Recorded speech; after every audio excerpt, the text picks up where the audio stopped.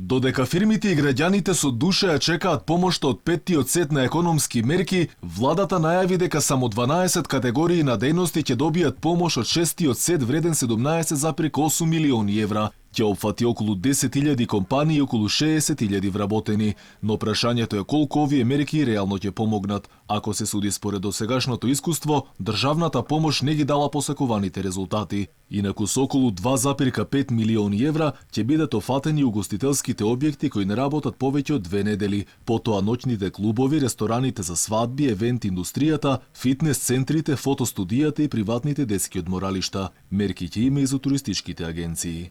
Токму тие угостителски објекти кои се основани во текот на 2020 година од денот на основање па се до првиот квартал од 2021 година, значи тој временски период ќе се зема како просек, се со цел да се утврди висината на помошта што ќе биде издвоена. Иако гостителите бараа сериозна финансиска помош, сепак владата одлучила да им покрие само 30% од загубите. Дополнително ќе добијат по 15.200 денари за секој вработен, за што ќе бидат одвоени 9,9 милиони евра. Ќе бидат опфатени 6.000 локали со околу 17.000 вработени. За угостителите кои што беа затворени подолг временски период, просекот се зема само од 2019, месечниот просек, добиваат чисто 30% од месечниот приход, плюс бројот на вработени кои што го имале во 2020.